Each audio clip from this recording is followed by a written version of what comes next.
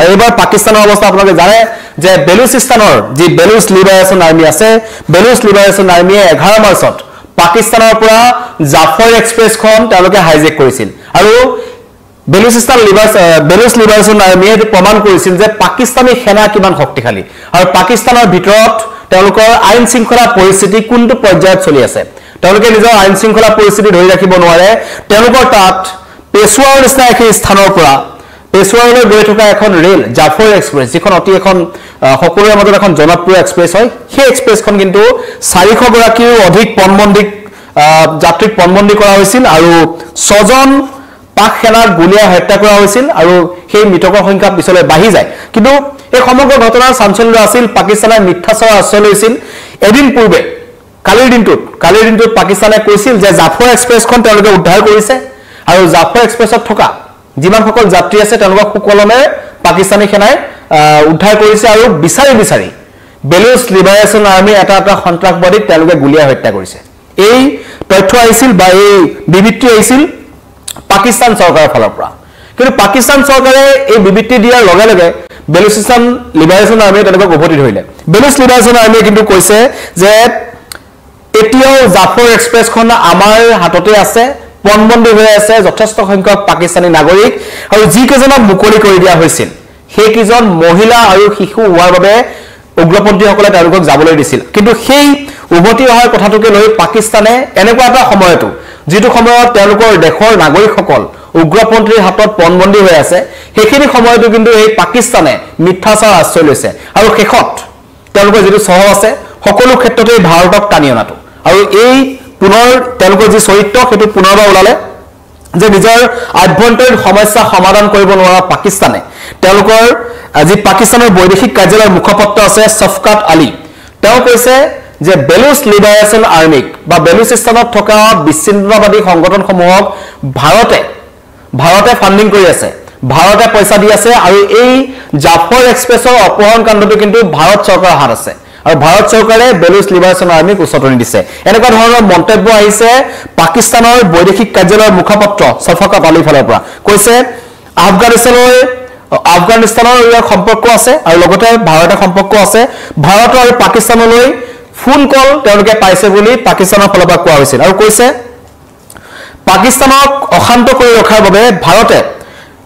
চোৰাংচোৱা লগাই পেলাই বেলুচ লিবাৰেশ্যন আৰ্মিক উচতাই দিয়া হৈছিল যাৰ ফলত যাতে পাকিস্তানত ভিতৰ ভাগত অশান্তিৰ সৃষ্টি হৈ থাকে কিন্তু প্ৰশ্ন হয় পাকিস্তানৰ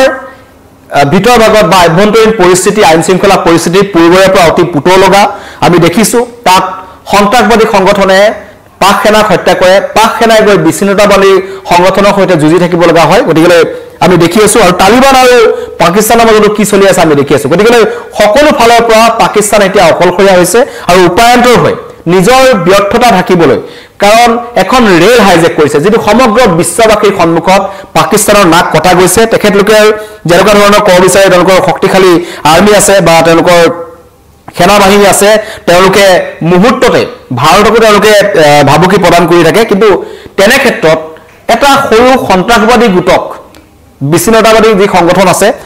বেলুচ লিবাৰেশ্যন আৰ্মি তেওঁলোকৰ বিৰুদ্ধে পাকিস্তান আৰ্মিয়ে যুঁজি আছে কিন্তু তেওঁলোকৰ বিৰুদ্ধে কিন্তু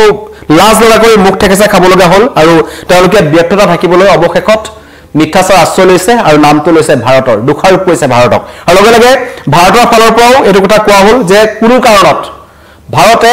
বিদেশৰ বা অন্য দেশৰ ক্ষেত্ৰত এনেকুৱা ধৰণৰ কাম কৰিবলৈ নাযায় 11 মাৰ্চত যি ঘটনা সংঘটিত হৈছিল ভাৰতৰ ফালৰ পৰা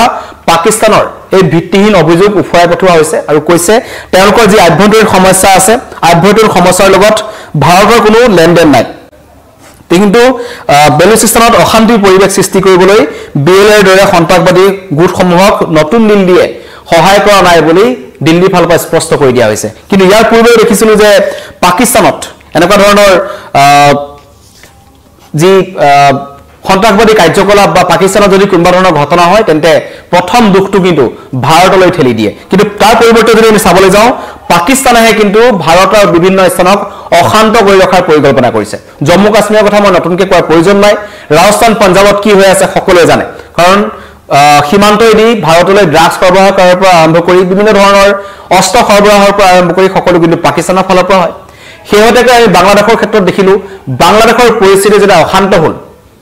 যেহেতু অসম ত্ৰিপুৰা মেঘালয়ৰ লগত বাংলাদেশ লাগি আছে সীমান্ত শ্বেয়াৰ কৰে সেইখিনি সময়ত কিন্তু সেই বাংলাদেশতো আহি পেলাই পাকিস্তানে ভাৰতক অশান্ত কৰিবৰ বাবে মৌলবাদী শক্তিৰ ঘাটিত পৰিণত কৰিছিল গতিকে পাকিস্তানৰ ভূমিতে আছে সমগ্ৰ বিশ্বৰ সন্ত্ৰাসবাদীৰ ঘাটিসমূহ কিন্তু সেই পাকিস্তানে পুনৰ নিজৰ ব্যৰ্থতা থাকিবলৈ কৈছে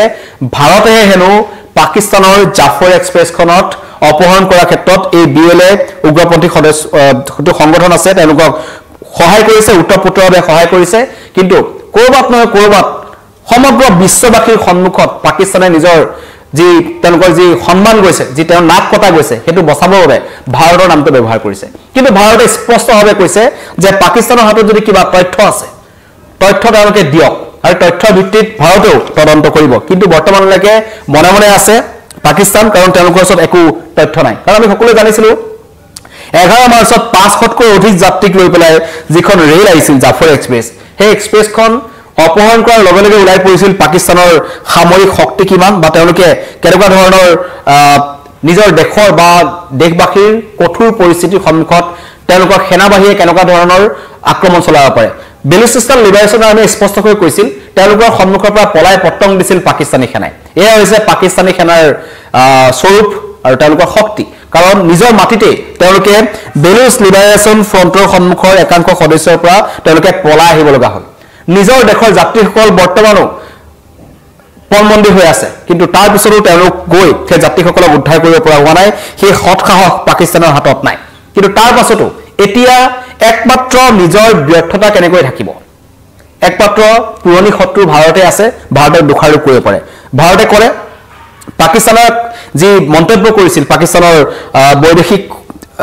কাৰ্যালয়ৰ মুখপাত্ৰ সফাকত আলীয়ে তেওঁৰ প্ৰত্যুত্তৰ দিছে ভাৰতৰ মুখপাত্ৰ ৰন্ধীৰ জয়সৱালে কৈছে পাকিস্তানী কৰা